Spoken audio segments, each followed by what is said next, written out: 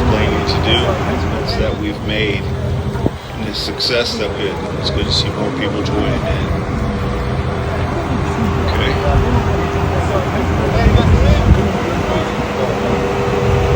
So as you all know, if you're following online, and I appreciate everyone that follows, but also too, I have to tell you, we're doing a live mission now, so your donations are very important.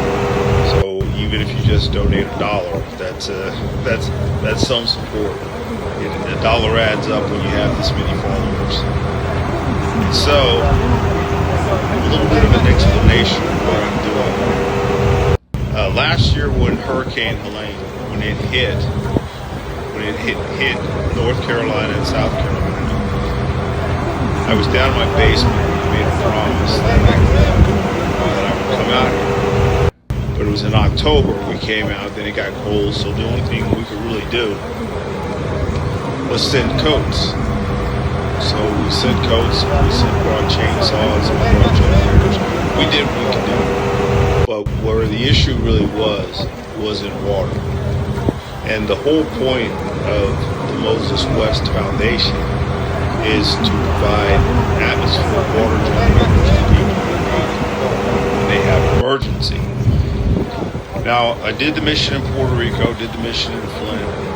Whenever you have Flint didn't have a major weather disaster, but Puerto Rico did. And one of the first things that happened in a major storm event, what do you lose? The first thing you lose is you lose power. The power lines go out. This equipment works on electricity, and then everyone's always trying to get generators in. And when the power goes out, you can't pull fuel out of the ground. So your fuel just stays in the ground. So you have to have enough fuel. You have to have your own power supply. Every hurricane that we have in the United States, even every tornado that we have in the United States, you got to get fuel generators and water. So I promised the people of Asheville, North Carolina, that I would come back, that I would actually bring a water generator. And then there's a church that invited me up, and the pastor asked me, through my cousin, if I would come and help them be prepared. So mainly, this is an operation to show sustainability. Asheville has not completely recovered from this disaster. The water in some areas is still contaminated. There's many people that went through it. There's many people here that still have post-traumatic stress from the events that took place. So the places in the low-lying areas, they still have water contamination in their well water. So many of the wells here are contaminated with a whole kaleidoscope of different chemicals. No one even knows what they are. And so, going up the hill, up out of the valley, where the rivers are, a lot of their water is contaminated as well. So the water contamination issue still exists here. But guess what? Full year is coming around, and we're back into another hurricane season. This year, we will have 25 named storms. And so in the Asheville area, how badly they got hit when all the power went out and no one had water. Well, now, what we have done is we have fuel stored at a location. We have an atmospheric water generator. We have power. We have totes. We have electrical cables. We have a forklift. And we have a Dodge 2500 pickup truck, which can pull just about anything. I did want to get a 3500, but we'll see if we can get one of those. So now all this is done. All this is paid for with donations, money that I make in my private company, my personal funds, personal income, and is the foundation is so that we can socialize this debt. So assistance from y'all would be greatly appreciated. So what we've done is we are showing you the example that every place should have. Now, with these 25 named storms coming up, the chances of Asheville, North Carolina, and South Carolina getting it are extremely high. But we've never been in the middle of it. We're ready to go. So over the next 3 months, as this equipment sits here, it's ready for tornadoes, it's ready for the hurricanes, it's ready for any water emergency event that they might have here. And so, where we sit today, you can turn the power off, close everything up, and walk away. If a hurricane hit Asheville today, the church up at the top of the hill, all they would have to do after the storm passed is pull the machine out, turn the power on, and produce water.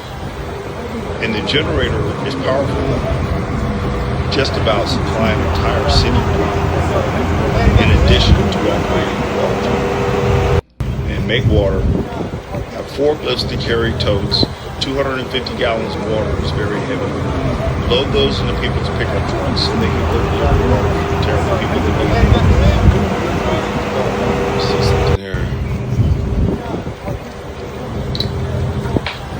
So, what we need to do is just to support this mission. And I'm telling you, this for me, this is probably the last mission that I'll do. And then people that work in my company or some of the students that I'm working with right now will come on and start to do this with me, for me. So that's it, guys. We're sitting here, and when this, I don't want them to get hit with a storm, but everybody in the church is absolutely thrilled that they have a source of water when and if another storm comes. And it's not if, it is when. We have 25 coming this year. So everyone that needs to go, we'll put in the comments where the line for this of where we're at, some of the names of the people and what we're doing. And so this is it. We just had a couple of tornadoes that hit places. St. Louis got hit, Kentucky got hit, and they didn't have any forewarning. There was no warning system in place. So our warning system has been gutted, so we don't have early warning. So when hurricanes are coming up now, then you will have luck. People will notify us, hopefully. But there's a lot of notifications that have been closed off now to us because that funding has been taken away. So today in Nashville, they are 100% prepared in the center of this city for a weather-related event. So that's what I've been doing. It's taken a long time. I did a lot of work to get this done, and now that it's set up, there's a couple of tweaks that I need to make to some equipment, and then there's the handoff. So basically, I just need to hand the keys off.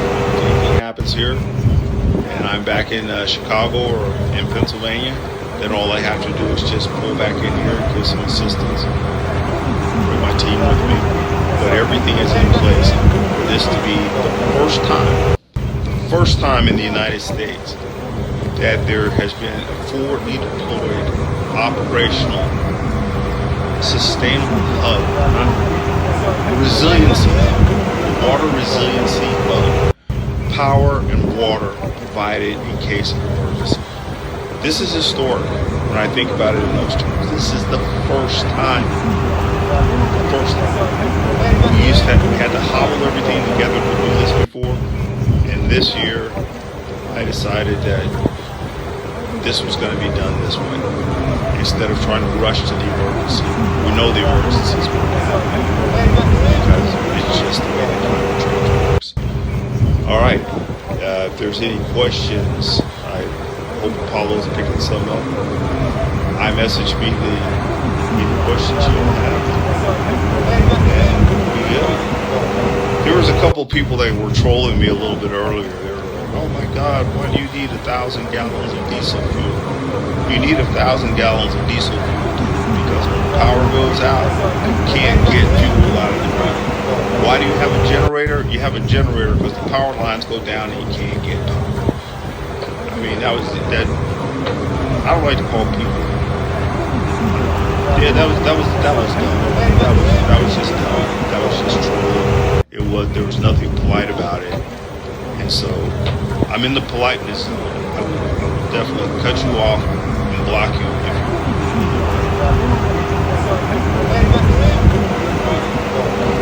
How big can I build an AWG unit? A mobile unit. The most I can get out of one on mobile size, like the ones I've been building for years, is 10,000 liters.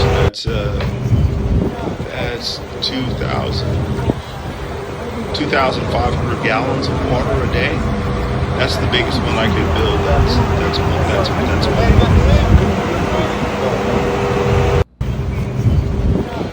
what is an AWG unit? What an AWG unit is, it's really simple. When you have a cold drink on the day and you're sitting outside and that drink starts to sweat and you see all that water run off of that glass, well, that's moisture that's in the air. That's some of the easiest moisture to get. And so what an AWG machine is it's a machine that condenses the air mechanically to remove that water from the air so that we can use it for drinking. Let's see here. All right.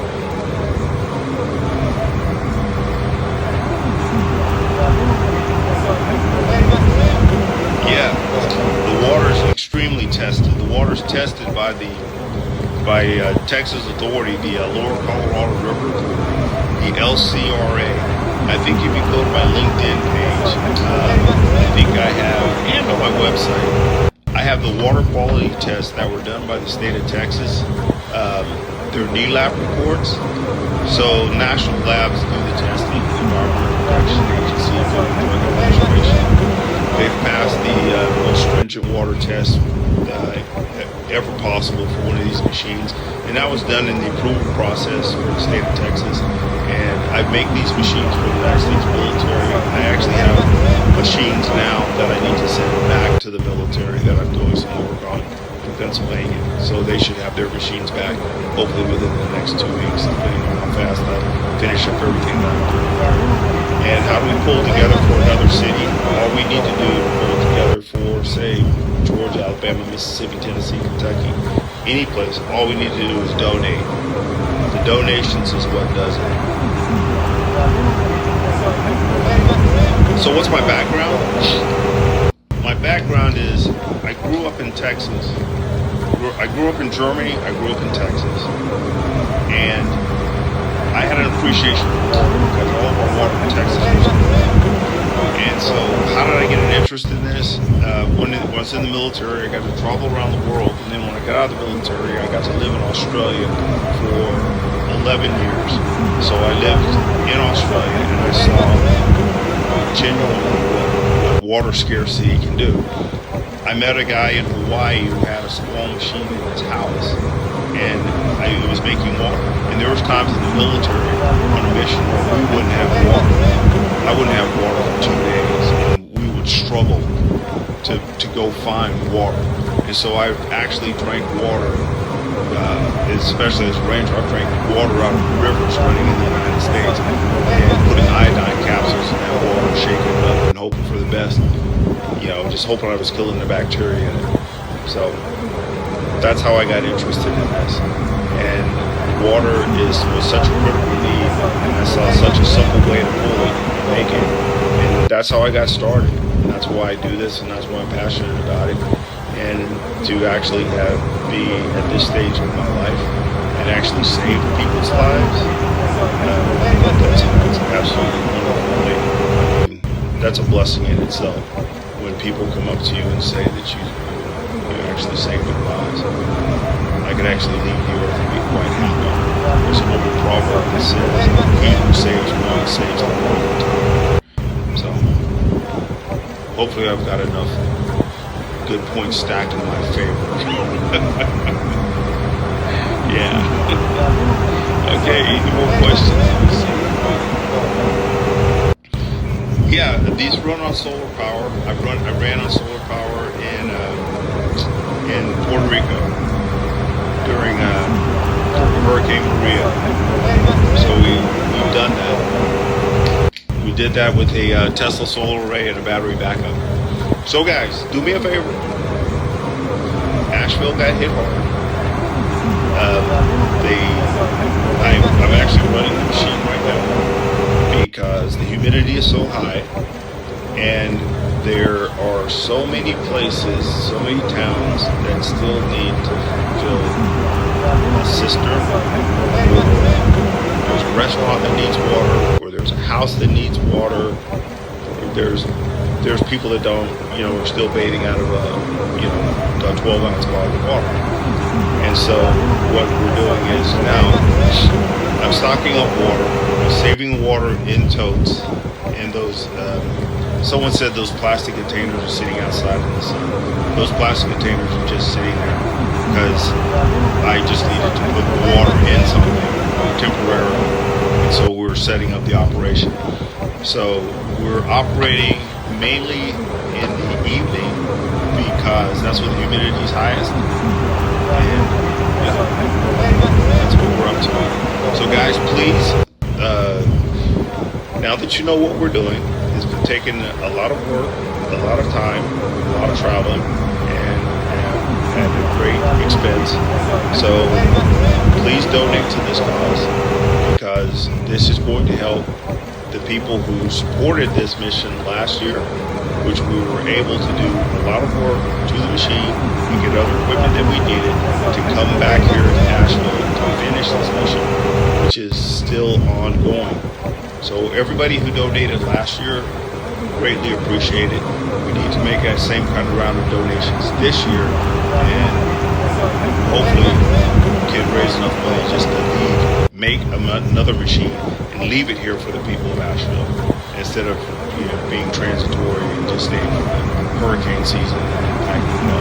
But I would love to just leave everything here and teach people how to do this.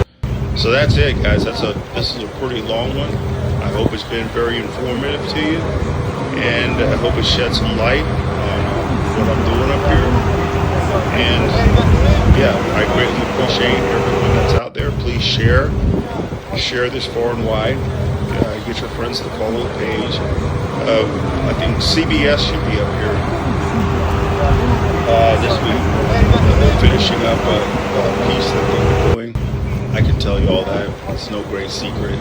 It's not a national secret. And so, yeah, tell your friends far and wide about what we're doing.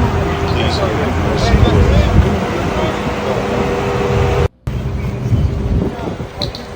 All right, guys, that's it. We're making water in Asheville, and we're giving it to people who need it. So that's it. And so your support, even if it's just $1, $5, it does not matter. Every little bit helps. If everyone follows the page, donated $1, I mean, I could buy a machine and set it up here for the people of Asheville. All right. Well, guys, that's it for me. I appreciate it. I hope I've answered your questions, and please feel free to, message me, or if you're here in Asheville, locate me and come by and visit. We'd love to say hi. Let you see a machine, touch it, see it work, turn it off, turn it on, and see how heavy everything is that comes with it. But if one person can do it, if I can do it by myself, just think what 2 or 3 people could do if we had hundreds of these machines all around the United States. we would have lots more water security. All right, everyone, that's it for me right now, and I appreciate you following. Thank you very much. Y'all take care and have a good night.